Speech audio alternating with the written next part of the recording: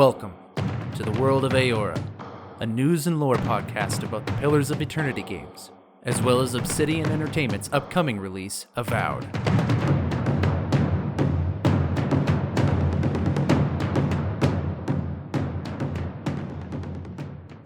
Hello, fellow Kith, and welcome to another episode of the World of Eora, aiming to bring you the news and lore of the Pillars of Eternity games, as well as Avowed, the upcoming game developed by Obsidian Entertainment. For those not aware of why we're linking Pillars of Eternity and Avowed together, it's because they share the same fictional world together, the world of Eora.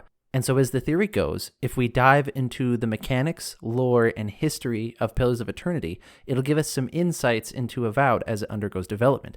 As well, it gives us an opportunity to geek out about some games that we already love. Join me today as we discuss some metaphysical properties of the world of Eora. I'm talking about the wheel and Adra, the soul, and the science of Animancy. Now, I will give a heads up right here at the beginning. There are going to be some spoilers for the Pillars of Eternity games. I'll point out where in the episode that it's going to be and let you know how far to skip ahead if you want to miss those parts. Some of them are going to be minor, but there are going to be a couple major spoilers, especially for the Pillars of Eternity 2 game. But again, you can listen to a lot of this episode. I'll let you know when to skip certain parts. As always, since we have no new news to go on, let's dive straight into the lore. She casually tosses a card on the table. It lands crookedly in front of you. The illustration features a great wooden wheel. So let's start this discussion by discussing something called the wheel. The wheel is the name which is ascribed to a naturally occurring phenomenon within the world of Eora. This naturally occurring phenomenon is also called the cycle of rebirth, which is just a very spiritual way of referring to a type of reincarnation. And that's what the wheel is. At least that's what that title is ascribed to. How it works is like this. A creature's body will eventually die, and when that body dies, the soul that's attached to it will uncouple from the body. To make a long story very short, the soul will then pass on to the capital B beyond where the gods are, and it'll spend a time there before eventually returning to the mundane physical world of Eora into a new body to form new experiences and memory. Now that is a very quick elevator pitch on what the wheel is, but it's a lot more complicated than that. For instance, we don't really understand how the soul attaches to a body in the first place, or how it even uncouples. Like, what causes this process to move forward? Currently, we know that the god Berath oversees the process, and that its existence necessitates the wheel. In fact, Berath is so often associated with the wheel that it's just referred to colloquially as Berath's wheel. But still, that doesn't answer the question of how it all works. And to be able to fully understand it, we're probably going to have to take a few steps back to look at the soul, as well as a unique resource called Adra, and take a little bit of an introductory look at the science of Animancy. But for now, let's take a deeper look at the process of the wheel. So as I mentioned, a creature will die and the soul uncouple. Once the body dies and the soul is uncoupled from the body, through playing Pillars of Eternity 2, your character who can interact with some wandering spirits, and that's not much of a spoiler by the way, that's something that just inherently is part of your character, you can engage with some of these spirits, and you can note that they see the world in this sort of gray fashion. Everything seemed to have the color drained out of it, and it's almost like there's a mist or a fog over everything. And so a soul wandering aimlessly without a body attached to it just sees this world as a very mundane, gray, mistful world. But there are a few things that stand out like giant beacons of light. And, as the old trope goes, if you want to fully die, you walk towards the light. And it's the same in Eora. There are a few different things that these beacons of light could be. So let's say that your body has died, and the soul that you had attached to your body has left your body and is wandering around the world in this kind of colorless, mistful area. But there are a few things in the distance that you spot that are like these giant shining beacons of light. One of the first things that you think could happen is that perhaps the soul will turn around and run away, try to avoid it. There's a theory going around that perhaps this is why there are some specters or phantoms or shadows that occur in some areas. There are definitive reasons for why those creatures exist in the bestiary. This is potentially one of them, where a soul just avoids all these beacons of light in the first place. Now, this is mostly speculative. I will qualify that. But let's assume that your soul goes toward the light. Now, what is the thing that you might see? it's generally going to be one of two things, although it's coming from the same type of energy. What your soul is probably seeing is soul energy. And so you might be seeing a person who shines like a bright light, and this person could be what's called a watcher. A watcher is a person who has the innate ability to interact with souls. It's almost like their soul is an extension of their body, like another muscle that they can pull. And these watchers who have their soul capabilities, they shine like other spirits wandering around, probably because of the powerful soul that they have themselves. Another thing that you might see is an amassing of souls. So if you saw a lot of other spirits in one person, for example, that person would probably shine brighter. Or if, theoretically speaking, a deity were to manifest physically in the world, you would probably see that creature, that manifestation, wandering around as a bright, bright beacon of light. These are just three ideas that pop off the top of my head of something that your soul might see wandering around, uncoupled from its previous body. But another thing that you'll definitely see that's shining brightly in this sea of fog are these pillars of Adra. Now, this is where we need to take our first step back. What is Adra? What is this Adra we talk about? Well, in the Pillars of Eternity games, you have the iconic imagery of these tall pillars of jade-like crystal that jet out of the ground like fingers coming out from underneath the surface of the earth. These pillars are probably the Pillars of Eternity that the game references. And these crystalline structures are what Adra is. It's a unique resource in this world that Obsidian created for its games. The thing that makes Adra stand out in the world is not just its size, which oftentimes you'll find pillars of this stuff in gargantuan ratios. It could be the size of a full building or even a skyscraper from our own earthly understanding. And it's not just the luminescent quality of the green hue it gives off, especially if you're in the Deadfire and you were to run into what's called luminous Adra, which is bright green. No, the unique thing about Adra is that it has a propensity to carry and transfer soul energy. And so what do I mean by soul energy? What I mean by soul energy is this thing called capital E essence. It's the stuff that your soul is made of in this world of Eora. You know how like your body and my body is made of carbon? It's made of physical matter? Well, the soul is made of essence. That is the matter of which a soul is comprised of. And Adra has this unique ability to conduct essence like copper wire does with electricity. If you had soul essence, the soul energy, touch one end of Adra, it could travel through Adra to the other side of it. This starts to get a little bit interesting and intriguing when you start to consider that there is a theory within the world of Eora that there is only one large piece of Adra that intertwines throughout the entire planet.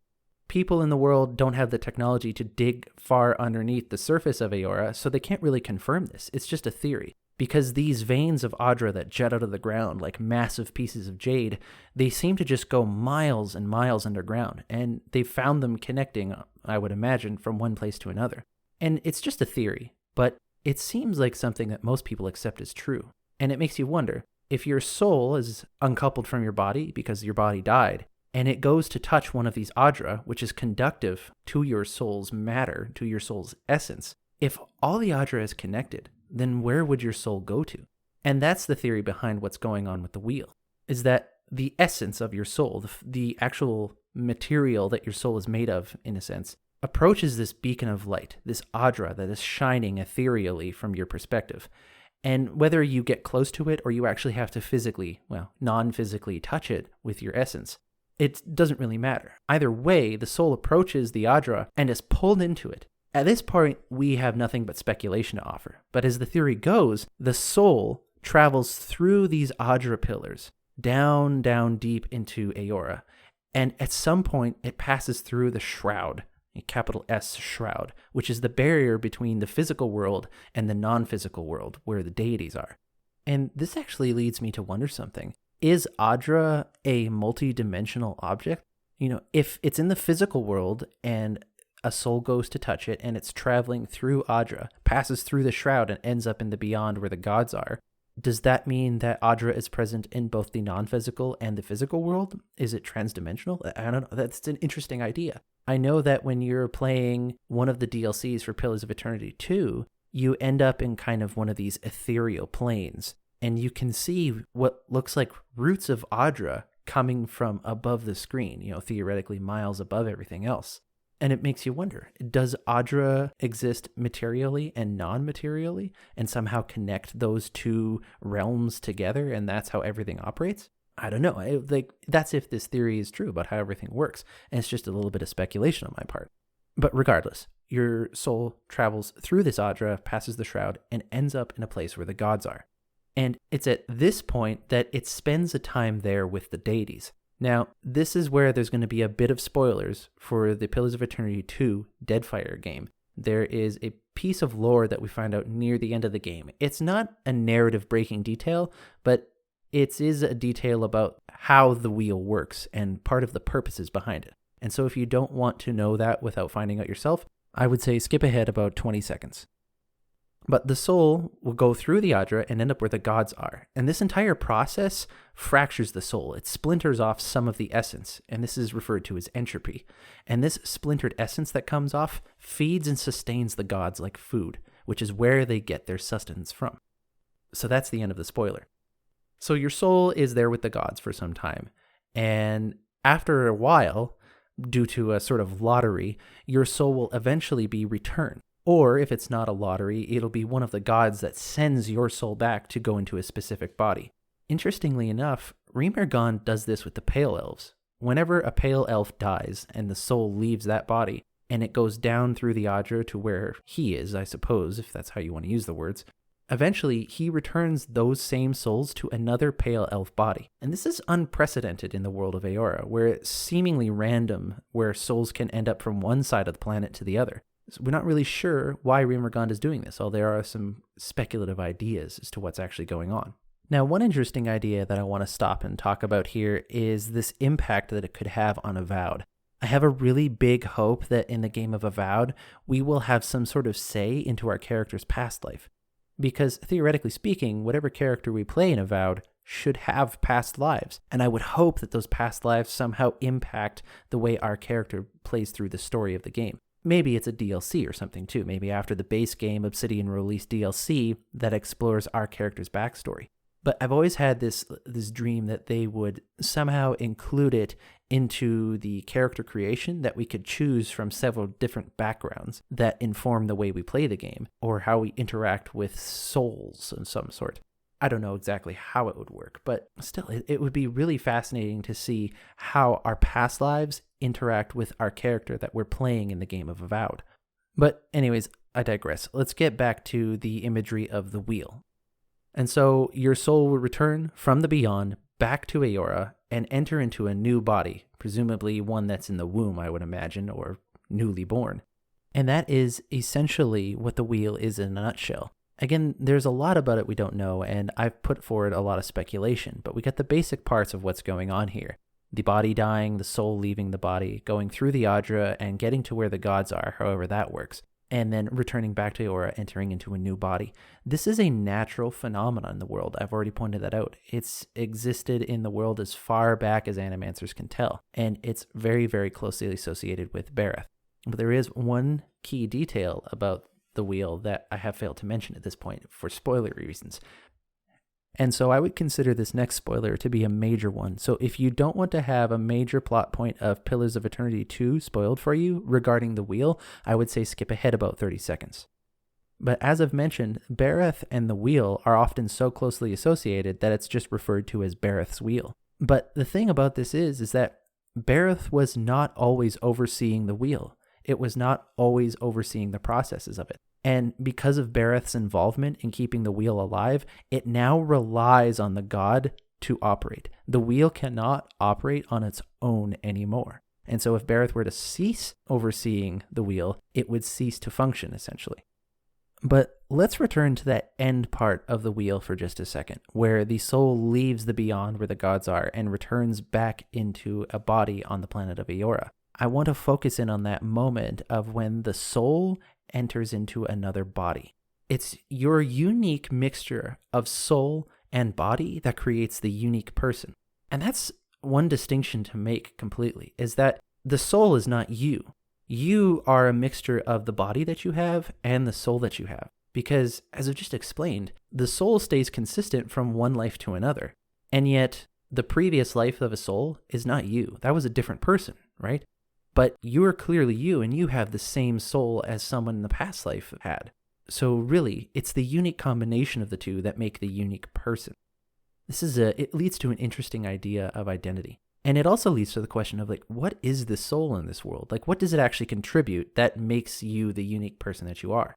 Well, in looking at a forum post by Josh Sawyer, who is the lead game writer and designer for Pillars of Eternity, he describes the soul as the seat of consciousness, memory, and personality. Which is why if your soul fragments, that is, some of the essence ever gets torn off, or the essence breaks down, or somehow gets broken from the rest of its core essence, you can start to experience soul afflictions. This will usually take the form of memory loss or conflicting memories from past lives. You can have personality disorders of some sort, or complete lack of personality, or heightened personality in certain situations, as well as consciousness. You might lose your moral compass, or you might have a heightened moral compass. Having a fractured soul can lead to any of these maladies, which is something that the science of animancy aims to solve. Now, I've thrown this word around a couple times now, animancy, but we haven't really discussed it at length, and we're not going to be able to do it here because animancy has such a history and such a depth to it that we really can't do it justice by sitting here and giving it a 5-minute spiel. But I'll give you a little introduction to it before we dive into it later on. The best way to describe animancy is that it is the science of the soul. I find that is the most accurate colloquial way of addressing what it is, but it is a little bit misleading. Because the science of the soul makes it sound like they test the soul's behavior and that they, will gauge the weight or gloriness of your soul or something like that, which is probably true. There's something that animancy would do, but that makes it sound more like a psychology, whereas animancy is more like neuroscience in the sense that it's trying to measure the actual matter of the soul. And so the actual definition of animancy is the academic study of essence. Capital E, essence. That's the stuff, if you remember, that's the stuff that your soul is actually made out of. And so animancy aims to learn what all of the properties are of essence. Animancers will study how the soul moves from one body to another and how it moves through Adra. It's through experimentation with Adra as well as some machines that animancers have been able to supplant one soul from a body into another. And as animancers have made new discoveries with luminous Adra that it can house more souls and transfer more soul energy from one place to another, it's really opened up the academic field of animancy. It's almost like the invention of the transistor for computing technology, that luminous Adra has changed the way animancers experiment and has changed the way that animancers perform their experiments with the soul. However, it's experiments like these that have led to the creation of things like the undead. And so when you see an undead skeleton walking around, it's likely the result of animancy experiments gone rogue in the area, or just the byproduct of performing animancy, or doing magic that has to do with soul maladies. But animancy is a really interesting field for more than just trying to study essence at the very least. They also try to peer into a soul's past and to be able to look at past lives of a person. The Knights of the Crucible, a faction that you run into in Pillars of Eternity 1, actually hire animancers to look into the past lives of an applicant wishing to join the ranks. And they do this to test the purity of the person to see whether or not they are worthy of joining their ranks. You have to have a pure life before the one you were living as well as the one you currently are living. That's a high standard of purity to live up to, something the Adirians would probably take hold of, considering that they value purity as one of their main core values. And you think about this for a second. If you can look into the past life of a person, how far back could you go? Can you go back one past life? Can you go back two? Can you go beyond that? What if you were able to look at the earliest life of somebody? If you were able to go to the very first life that soul had lived? What if you were able to try to look further back? What would you see? And perhaps it's that the Ingwithans did when they were searching for creator gods back when they were, a society on the planet. Because it says in the lore that the Ingwithans were looking for the creators. There was a lot of religious wars going on at the time that they were alive. Perhaps this is the way that they were doing that research, that they were looking into the past lives of people all the way back to the very beginning. I wonder what kind of things they would have found or not have found, depending on what they were expecting. Animancy is one of the core themes of the Eoran world. Whether you're playing Pillars of Eternity 1 or 2, and very likely Avowed, Animancy is going to be something that you're going to have to run into and deal with. Not just as a player character, but as a player. You're going to have some moral decisions to make in the game, very likely. You do in Pillars 1 and 2 for sure, where you have to decide what is appropriate with Animancy or not when you're dealing with this science, which could affect a person's very soul. And so I would expect with Avowed that we're also going to be doing the same thing, that we're going to be running into animancers. We're going to be running into groups of animancers. We're going to be running into people that are against animancy in general. And we're going to have to kind of walk the line there and, where that tension is between the two factions. But I imagine at some point we're going to have to take sides on what do we feel about animancy? How do we think it should be regulated in the world or practiced? And what is ethical and what is not? What are the implications of animancy? What does it mean when a group of people can perform experiments like this or have that kind of knowledge about the world? But that's going to have to be a discussion for another day. As I mentioned, animancy is such a big topic, and it's a big part of what makes Eora have its flavor, that it's really going to take some time for us to dive into it on its own episode. Today, I mainly wanted to talk about the wheel and its connection to the Adra and Soul as a good foundation for moving forward on these topics in the future. So that's where we're going to cut it off today. I thank you guys so much for listening. If you enjoyed today's episode, please give me a rating and a review if your podcast platform allows it. It helps me get better, as well as other people find this podcast. As well, if you'd ever like to get a hold of me, either to leave a comment or have something read out on the show, or to just chat with me or ask a question about the game or thoughts or have a conversation, you can reach me on Twitter at World of Eora. You can email me directly, worldofaora@gmail.com. And if you're on Reddit, you can search up my username, Gingerino. I'm always up for a chat. Tune into the next episode where I'm planning on diving into one of the other gods, perhaps Hylia because of her connection to the Adir, or maybe Woodica, one of the other gods that we saw from the Avowed Reveal trailer.